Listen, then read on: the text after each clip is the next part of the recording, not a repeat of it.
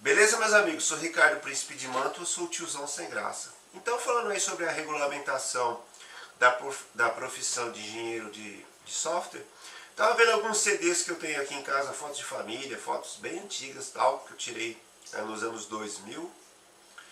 E eu achei aqui um CD com softwares do tempo que eu programava e levava nas empresas que eu trabalhava com mídia física, né? Então a gente teve essa fase aqui do CD, né? Depois teve a fase lá do pendrive e hoje praticamente se recebe e envia dados através da própria conexão, né? Que a internet faz uma VPN lá dedicado, que seja o meio que você usa e tal, mas você acaba usando a própria internet.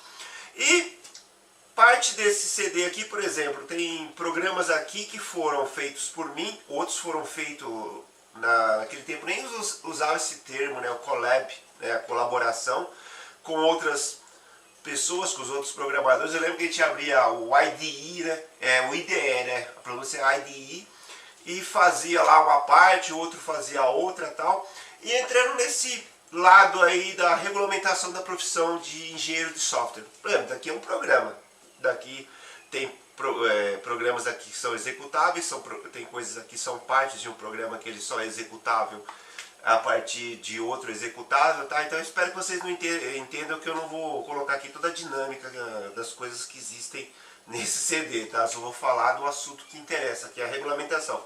Quer dizer, isso daqui são programas, são softwares.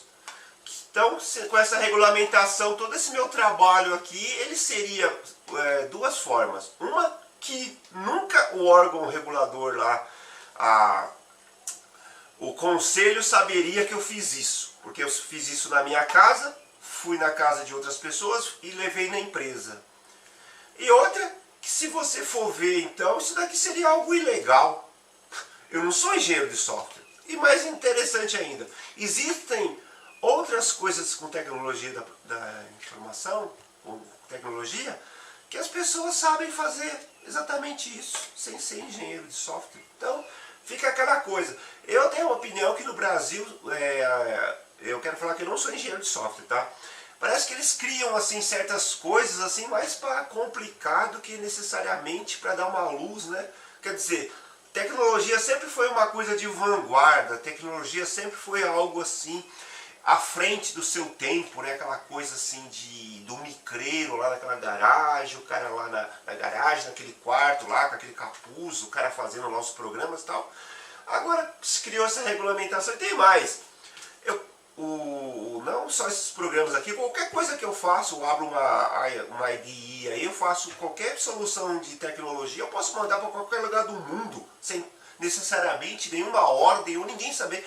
Eu posso inclusive fazer várias coisas sem vocês me verem aqui na minha cozinha falando sobre isso. E quem que vai regulamentar?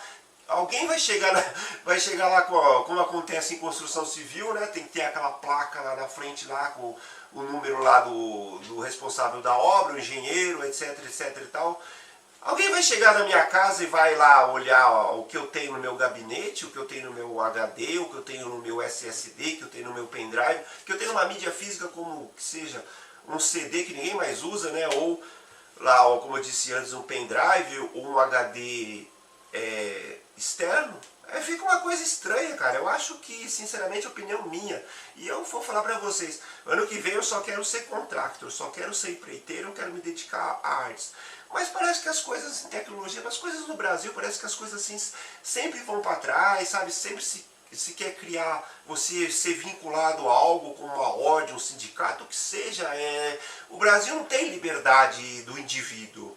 Ele não tem liberdade do indivíduo. O Brasil é aquela mistura de lugar violento com aquela coisa assim meia de ordem, sabe? Mas é uma coisa assim bagunça. O Brasil, sinceramente, de uns anos pra cá, eu fiquei meio desiludido com o Brasil, tá bom? Vou fazer um corte caso tempo do card. O Brasil parece aquela bagunça e a ordem é meio bagunça também. Vou fazer um ajuste aqui. Essa minha câmera, eu posso até atualizar o firmware dela, só que vai ser uma operação meio estranha, né? Que eu tenho que receber ele via internet, depois eu tenho que simplesmente baixar esse executável para colocar numa câmera que ela está funcionando perfeitamente, tá? Então, por experiência que eu tenho com algumas coisas de hardware, é aquela velha máxima, né? Quando você tem algo que está funcionando, deixa do jeito que está. Então, o firmware dela é só para um determinado período de gravação. Eu posso baixar até o triplo do tempo, mas pode ser que dê algum problema. Então, já como a garantia já acabou dessa câmera, vamos deixar do jeito que está. Então por isso que eu fiz o corte, tá? Então parece que no Brasil eles sempre tentam fazer alguma coisa assim para deixar algo mais complicado. Quer dizer, o que vai me impedir, eu não ser um engenheiro de software, a fazer um programa? Outra, como eu falei no outro vídeo que eu fiz, eu posso fazer aqui lá, ficar na minha IDE aí, mó tempão fazendo um software, eu posso contratar até gente pela internet, posso contratar lá uns 3, 4 indianos, ou vou nos amigos que eu tenho por aí, a gente faz lá uma solução, um programa, um executável tal, pro algo que um cliente precisa. Eu vou precisar assinar isso? E tem mais. Como a tecnologia tem muita liberdade, por exemplo, eu posso fazer um programa meu mesmo, sem nenhum tipo de coisa que é software proprietário, sem pegar uma única linha de programação de nenhum software que tem uma patente, que é propriedade intelectual de alguém. Eu posso fazer aquilo lá é meu. Parte desse CD aqui com o Colab são propriedades intelectuais minhas e das pessoas que fizeram ele. São propriedades, inclusive, parte desse programa aqui, que eu estou aqui com que nós fizemos, são propriedades intelectuais registradas, inclusive, nos Estados Unidos, porque a pessoa que eu trabalhei um determinado tempo, ele, naquela época, nos anos 2000, 2005, 2006, o dólar estava bem baratinho e ele tinha uma cidadania que, para ser investidor nos Estados Unidos, era pouquinho, e ele conseguiu ir para lá. Para vocês terem uma ideia, para um brasileiro está na ordem de 500, 600 mil dólares. Ele, como tinha uma cidadania europeia, era bem menos. Ele foi para lá abrir uma empresa. Inclusive, as pessoas que eu trabalhei nessa empresa, ele contratou, ele contratou 2 pessoas que foram para lá com visto de trabalho, porque ele tem uma empresa lá, ele contrata quem ele quiser, né?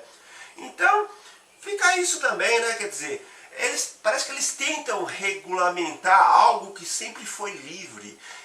Por exemplo, uma coisa é você regulamentar, por exemplo, uma profissão como, por exemplo, engenheiro civil, essas coisas, que logicamente ele tem uma responsabilidade enorme em edificar, por exemplo, um prédio, fazer uma casa, etc, etc e tal. Por isso tem todas as normas e tal. Mas uma coisa tão livre como programas, como softwares, é uma coisa muito estranha, tá bom? Então eu sou o Ricardo, Príncipe de Mantua, sou o tiozão sem graça. Na descrição do meu vídeo existe o link na qual eu explico a essência e sentido do meu personagem. Espero que vocês tenham gostado do meu vídeo. Muito obrigado.